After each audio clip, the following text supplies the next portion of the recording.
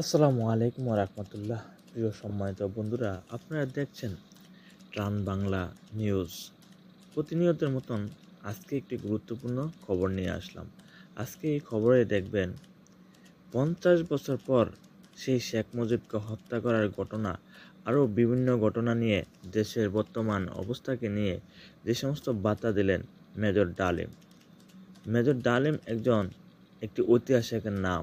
Major ডালিম তাদেরকে নিয়ে জাতি কেউ গর্ব করে, আবার কেউ তাদেরকে নিন্দা করে। চলুন আমরা আজকে এই ভিডিওটা দেখে আসি। সবার কাছে অনুরোধ থাকবে সবাই চ্যানেল ও পেজকে ফলো দিয়ে পাশে থাকবেন এবং কি ভিডিওগুলো দেখে লাইক কমেন্ট করবেন। কোনো মুক্তি ফৌজ বলে কিছু ছিল, হাজার হাজার লোক দেশচ্যুত হয়েছে, প্রাণ হারিয়েছে, কি জানতো। সে তাকে যখন ছেড়ে দেওয়া হলো, তখন ইন্দিরা গান্ধী তাকে পাকিস্তানে ফোন করে বলল যে ফোন করলো মুজিব, ফোন করে বলল যে আমি দেশে ফিরে যাচ্ছি। তখন ইন্দিরা গান্ধী বলল, যাওয়ার আগে আপনার সাথে দেখা করে আমি আপনাকে কৃতজ্ঞতা জানতে চাই। তো তখন ইন্দিরা গান্ধী বলল, কৃতজ্ঞতা জানাবেন, আপনি ফোন না করলে আমি আপনাকে ফোন করতাম, আপনাকে ঢাকায় সরাসরি আপনি যাবেন না, আপনি নয়াদিল্লি হয়ে যেতাম। মুজিব সেটাই করলেন, তিনি চলে গেলেন নয়াদিল্লি, লন্ডন হয়ে।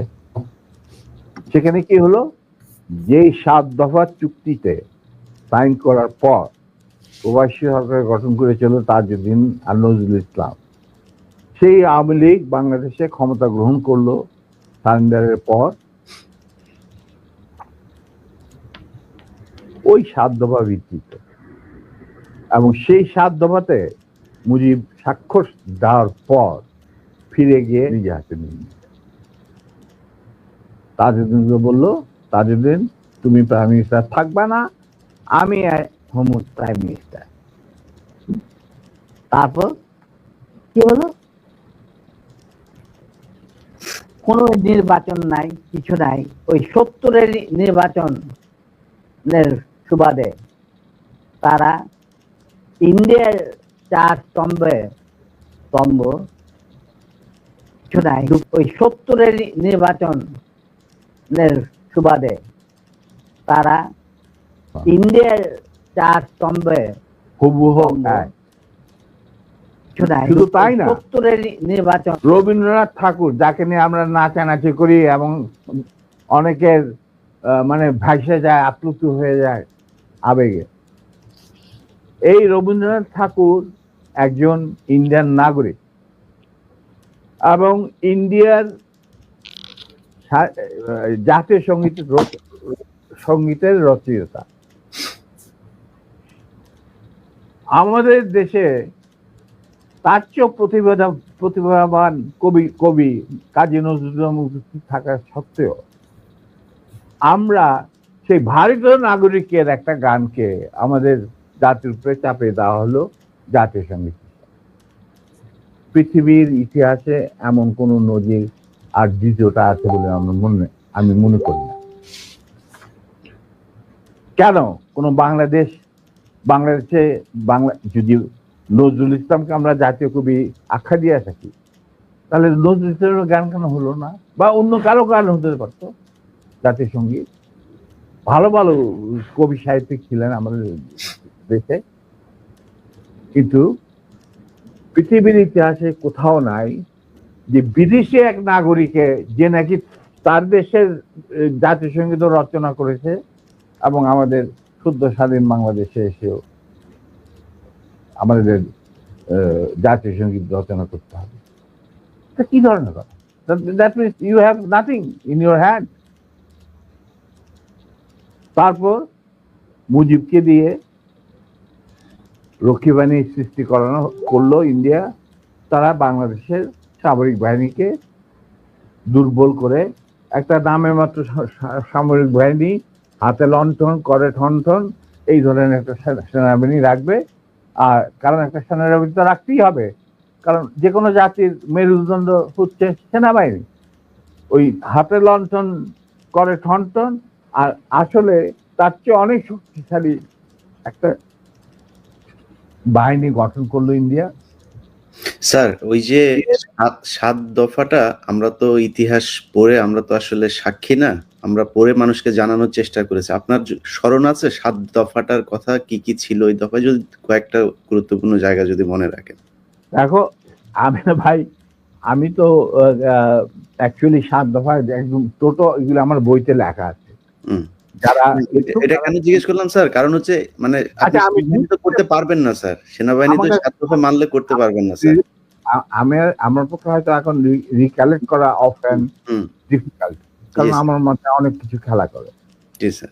দু একটা জিনিস বলছি, যেমন ধরো মুজিব এবং তার সরকারকে প্রোটেকশন দেওয়ার জন্য ইন্ডিয়ান আর্মি অবস্থান করবে বাংলাদেশ। Right. অসুবিধে, বাংলাদেশের কোনো শক্তিশালী সামরিক বাহিনী গঠিত হবে না। বাংলাদেশের কোনো স্বাধীন বৈদেশিক থাকবে না। নীতি থাকবে না। বাংলাদেশের শাসন ব্যবস্থা, আমলাতন্ত্র, শিক্ষা ব্যবস্থা, স্বাস্থ্য ব্যবস্থা, শিল্প ব্যবস্থা, কৃষি ব্যবস্থা সবকিছুই চলবে ভারতীয় বিশেষজ্ঞদের ইচ্ছা মতো। তারা মুজিব বিরোধী কোনো মানুষকে বাঁচিয়ে রাখা হবে না। তার জন্য যত লোক মারা দরকার মারা হবে, যত লোককে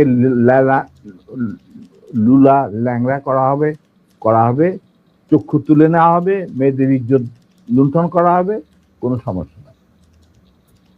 এইভাবে প্রতিপক্ষের উপর ঝাঁপিয়ে পড়ায় 40,000-এরও বেশি লোক মারা গেছে, সেটা সবাই জানে, প্রত্যেক আসছে। তারপর তোমার আমরা একটা করদ রাজ্যে পরিণত হয়ে গেলাম। কিন্তু সমস্যা দেখা দিল যে বাংলাদেশের মাটিতে যদি যে ইন্ডিয়ান সোলজাররা অবস্থান নেয়, তাহলে বিদেশ থেকে কোনো দেশেই বাংলাদেশকে স্বীকৃতি দিতে রাজি না। কারণ পাকিস্তান ইতিমধ্যে সিকিউরিটি কাউন্সিল থেকে একটা আইন পাস করে নিল যে বাংলাদেশে কে নিয়ন্ত্রণ করছে ভারত, তাদের সেনাবাহিনীর মাধ্যমে, মুজিব সরকারের মাধ্যমে। অতএব এটা একটা ডিসপিউটেড টেরিটরি, এটা একটা স্বাধীন দেশ নয়। তাই আপনারা স্বাধীন কিভাবে রিকগনাইজ করবেন মুজিবের সরকারকে? এরপর এই অবস্থায় ইন্দিরা গান্ধী পড়ল মুসিবত, তো আজ মুজিব সরকার। তখন ইন্ডিয়ান সরকার ডিসাইড করলো যে ঠিক আছে, আমাদের সোলজার আমরা ফেরত নিয়ে আসবো, তার পরিবর্তে আমরা জাতীয় রক্ষী বাহিনী বানিয়ে, তাই করা হলো। তো যে কাজটা ইন্ডিয়ান আর্মি করছিল সেটা পরে জাতীয় রক্ষী বাহিনী করলো। আর কি ধরনের অত্যাচার, অবিচার, কি ধরনের মানে হত্যাযজ্ঞ, গুম, খুন এবং অনাচার, অবিচার মুজিব সরকার করছিল, সেটা খতিয়ান তো তুমি আমার কি ভালো জানতে। অনেকে এই বিষয়ে লিখেছেন, সাহসী যারা তারা লিখে গেছেন, আমিও কিছুটা লিখেছি। সেখানেই শেষ হলো না। তারপর দেখা গেল যে সেই সুতিগার থেকে মুজিব কায়েম করলেন একদলীয় এক ন্যায়কত্ব স্বৈরাচার শাসন বাকশাল, এবং নিজেকে তিনি আজীবন রাষ্ট্রপতি হিসেবে ঘোষণা দেবেন সিদ্ধান্ত না হলো। এই বাকশালের মেম্বার সবাই, সেই বাকশাল করার পর মুজিবের শক্তি বেড়ে গেল, তার নিষ্ঠুরতা এমন অসহনীয় পর্যায়ে চলে গেল ইলিয়াস, লুটপাট